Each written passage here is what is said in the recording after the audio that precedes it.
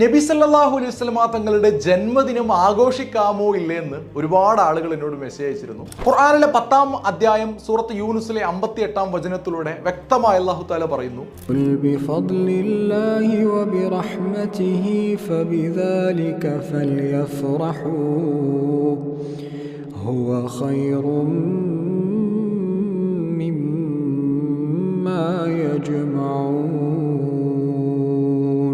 നബിയെ അങ്ങ് പറയുക, അള്ളാഹുവിന്റെ ഔദാര്യം കൊണ്ടും റഹ്മത്ത് കൊണ്ടും നിങ്ങൾ സന്തോഷിക്കുക, അതാണ് മറ്റെന്തിനേക്കാളും നിങ്ങൾക്ക് ഖൈർ. ആ ആയത്തിന്റെ ഒരുപാട് തഫ്സീറുകളിൽ നമുക്ക് കാണാൻ കഴിയും, ആ റഹ്മത്ത് എന്നാൽ മുത്തുനബി സല്ലല്ലാഹു അലൈഹി വസല്ലമ തങ്ങളാണ്.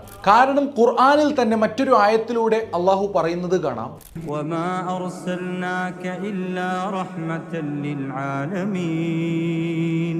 ഈ ലോകത്തിന് റഹ്മത്തായിട്ടല്ലാതെ അങ്ങയെ നാം അയച്ചിട്ടില്ല നബിയെ. അപ്പോൾ അള്ളാഹുവിന്റെ ഏറ്റവും വലിയ റഹ്മത്ത് നബി സല്ലല്ലാഹു അലൈഹി വസല്ലമ തങ്ങൾ തന്നെയാണ്. നബി സല്ലല്ലാഹു അലൈഹി വസല്ലമ തങ്ങളുടെ പേരിൽ നമ്മൾ അവിടുത്തെ ഉമ്മത്ത് അള്ളാഹു പറഞ്ഞ ആ റഹ്മത്തിൽ എന്നും സന്തോഷിക്കേണ്ടവരാണ്. അതിന് നബിദിനമോ റബീഉൽ അവ്വലോ ആവേണ്ട ആവശ്യമില്ല. എന്നും നമ്മൾ സന്തോഷിക്കണം. ആ റഹ്മത്ത് നമുക്ക് ഇറങ്ങിയ മാസം എന്ന നിലക്ക് നബി സ്നേഹികൾക്ക് റബീഉൽ അവ്വൽ എന്ന മാസത്തിൽ കൂടുതൽ സന്തോഷം വരും. അതിനെ നമ്മൾ സന്തോഷത്തോടെ സ്വീകരിക്കും. റസൂലിന്റെ മദ്ഹ് പാടും, പറയും, ഭക്ഷണം വിതരണം ചെയ്യും. ഇതിൽ വിമർശിക്കുകയല്ല വേണ്ടത്. നബിയെ സ്നേഹിക്കുന്നവർ അവിടുത്തെ ജന്മം കൊണ്ട് അനുഗ്രഹീതമായ ആ മാസത്തെയും സ്നേഹിക്കും. കാരണം ബുഖാരി റിപ്പോർട്ട് ചെയ്ത ഒരു ഹദീസിൽ കാണാം, ലാ യുഅ്മിനു അഹദുക്കും ഹത്താ അകൂന അഹബ്ബ ഇലൈഹി മിൻ വലദിഹി വവാലിദിഹി വന്നാസ് അജ്മഈൻ. റസൂൽ സല്ലല്ലാഹു അലൈഹി വസല്ലമ തങ്ങൾ പറയുകയാണ്, സ്വന്തം മാതാപിതാക്കളേക്കാൾ, മക്കളേക്കാൾ, മറ്റു ഏതൊരു മനുഷ്യനേക്കാൾ എന്നെ സ്നേഹിക്കുന്നതുവരെ ഒരാളും പരിപൂർണ്ണ മുഅ്മിനാവുകയില്ല. നമ്മുടെ ഉമ്മയെക്കാളും ഉപ്പയെക്കാളും മറ്റാരേക്കാളും നമ്മൾ സ്നേഹിക്കേണ്ടത് അള്ളാഹുവിന്റെ റസൂൽ സല്ലല്ലാഹു അലൈഹി വസല്ലമ തങ്ങളെയാണ്. അതുകൊണ്ടാണല്ലോ ഇമാം മാലിക് റളിയല്ലാഹു അൻഹു മക്കയുടെയും മദീനയുടെയും മണ്ണിൽ വാഹനപ്പുറത്ത് കയറില്ലായിരുന്നു.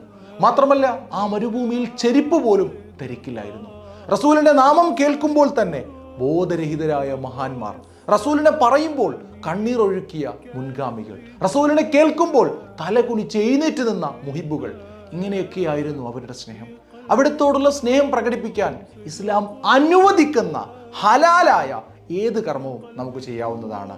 ഇതുമായി ബന്ധപ്പെട്ട നിങ്ങൾക്ക് ഒരുപാട് സംശയങ്ങൾ ഉണ്ടാവും. അതിനെയൊക്കെ വ്യക്തമായ ഉത്തരങ്ങളിലൂടെ അടുത്തുള്ള ഇനിയുള്ള വീഡിയോകളിൽ നിങ്ങൾക്ക് കേൾക്കാവുന്നതാണ്. അസ്സലാമു അലൈക്കും വറഹ്മത്തുള്ളാഹി.